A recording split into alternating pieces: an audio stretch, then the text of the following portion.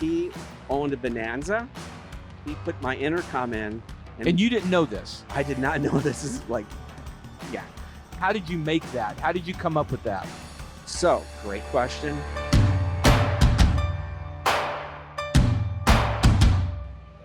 A long time ago, you got your start at Hewlett Packard. Correct. What amazed me with your story that I want you to tell is that they allowed you to do your own thing. Tell me about that. Well, that's the HP way. And so basically they encouraged their engineers, their salespeople to be entrepreneurial. Really? And were they worried about like a conflict of interest or? Interesting story? No. When I interviewed for the job in Knoxville, I told my soon-to-be boss that I had my own company and that I would give them 8 hours, 100% of me, and then I would be running my own business, and he still hired me. Oh, wow. So that was and the culture. when was this? That was 1986. So mid-'80s, okay. I started with HP in 1983. So this is before Compaq I believe merged so. with them. Yeah, okay. But I was in test and measurement, not computers. Okay. So I sold the electronic instruments to engineers who design circuits. And so basically what happened is I earned enough money by working for HP, and I bought an airplane. Okay. Brought it home, flew with my wife. I knew I needed an intercom, and I looked for an intercom for my airplane, and there wasn't any that I'd put in. So that's where the Aerocom came in. And interestingly enough, I hadn't thought about this until just a few days ago. Well, this is my 40th year as an exhibitor.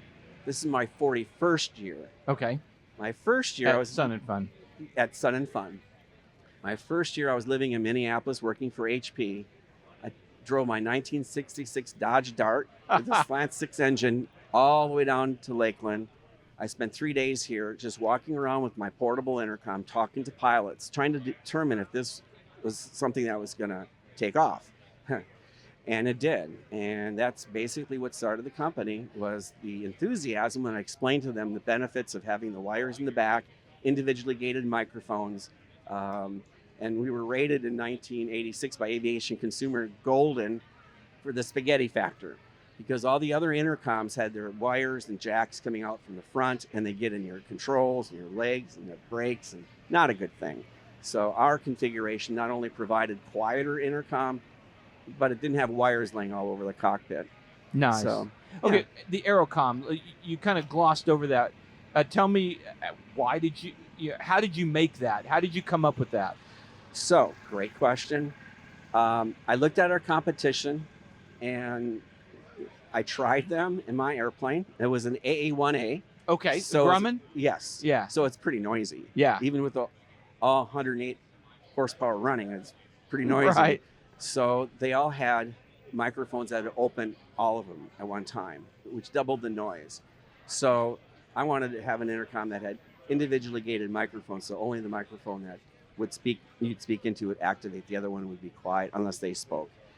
And then the other thing that really sparked our advancement was innovation. I've always had competition, and I found out that providing something that was useful to the pilot before our competitors would get us ahead.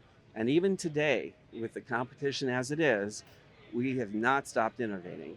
And I believe we have a bright future, because that's really in our DNA. What does it take? Okay, so you're in the mid-'80s. You're working for a top 500 company, huge company. My dream job. Your dream job. It was. What does it take to then go out on your own to do this? Exhaustion.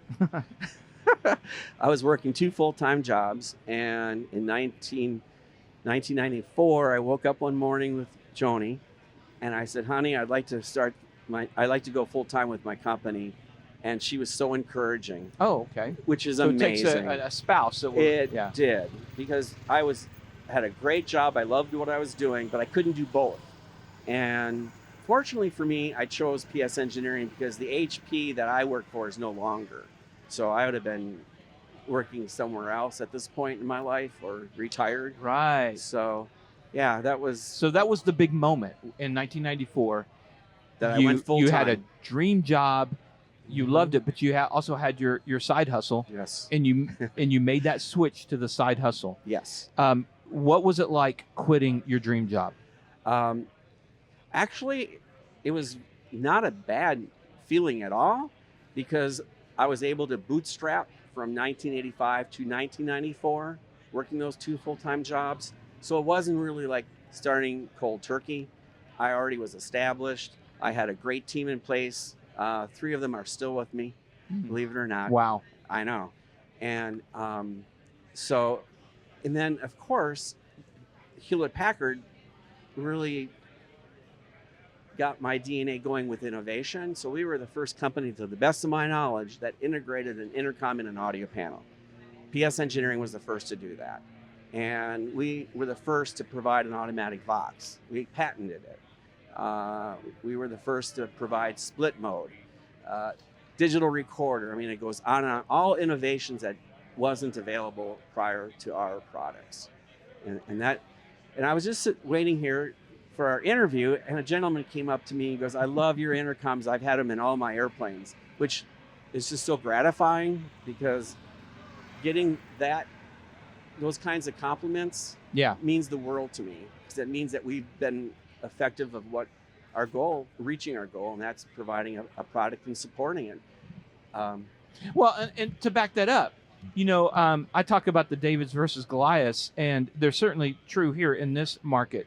So I was not really that familiar. A couple years ago, I was not familiar with PS Engineering. I didn't, I know the big name, and that was their model is what was in my plane. Mm-hmm. I ended up, getting your audio panel, and it took literally 60 seconds to switch out the Goliath audio panel and put yours in, and instantly everything worked, and instantly my audio was better. There was some artifacts and stuff from the 40-year-old wiring in that plane that I was hearing before that I'm not hearing now. So also the ability to split 2 different Bluetooths. All these things have just been awesome. And so I got to tell you, again, for you guys out there, I'm not sponsored by PS Engineering, but I love your product. It's amazing. And especially when it's, when you see stories like this where it's the Davids versus the Goliath, but you guys make, I would call it a superior product. Oh, we have to. There are certain things that we don't have access to with the Goliath product, like a protocol. So there is something that they have that we are unable to reach, if you will. But that's the only thing that our competitor has. Because the Goliaths don't like to play nice with the Davids. I would say differently that they are working for a publicly traded company, and they have to produce financial results. Right. So they're motivating. I'm not saying the people in the avionics group itself, but the corporation has a different focus.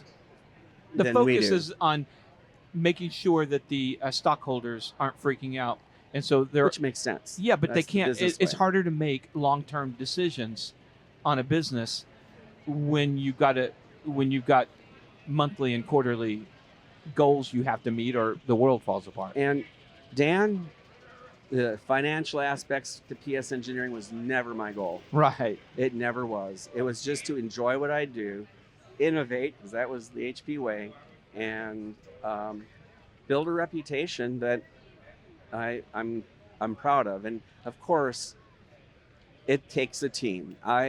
You can buy a building anywhere, but Right. It's who you can attract Right. into the company that makes it or breaks it. We have some phenomenal people at PS Engineering. All right, you emailed me that. Tell me about the meeting you had. Because that's amazing to me. Again, it surprised me. It blew my mind. Yeah. So in 1992, I received the President's Award from Hewlett Packard. I was in instrument sales, and there were 3 others that were flown to Palo Alto to have dinner with John Young, who was the CEO. And of course, he was talking to all of us, and he asked me, "Hey, Mark, how's your business?" And I had Raytheon, I had Martin Marietta, I had Oak Ridge National Lab. And I told him about all the programs. He goes, no, Mark, how's your business? Oh, PS Engineering, yeah, it's doing really well. He goes, I really like my PM1000 too. So Wow. he owned a Bonanza. He put my intercom in. And you didn't know this? I did not know this is like, yeah. But he knew that one of his employees had a company that made intercoms. And I just was so blown away by how open, and he thought it was great. And again, that was their culture. Those are the folks that they hired. That's just amazing to me, because I would think, I would be in your shoes. I'd be scared to admit to the president of this big, Fortune 500 company that my side hustle, because they're going to use that against me to fire me later. No. But that's amazing. I was really proud. It felt great. So, and then 2 years later, I had to make the decision because I couldn't work 2 full-time jobs anymore. And this PS was my full-time job. Okay. If people want to look into upgrading their audio panel, where would they go? Well, we just got a new URL. Oh, you did? aircraftaudio.com. Aircraftaudio.com. I love it. It was amazing. Someone called us up. They had it, and we got it for a bargain. And so it's ps-engineering.com, but if they go to aircraftaudio.com, they'll come to our website. That's awesome. All right. Well, Mark, thanks for coming. Thank you very much. What a pleasure. And thank you, guys. Don't forget to go. We're sitting here at the Flying Eyes booth at Sun and Fun, but don't forget to go to flyingeyesoptics.com. Use our discount code, taking off all caps, one word, for 10% off.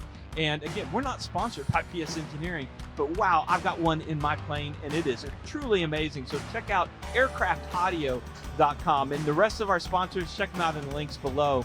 We'll see you next time. Awesome.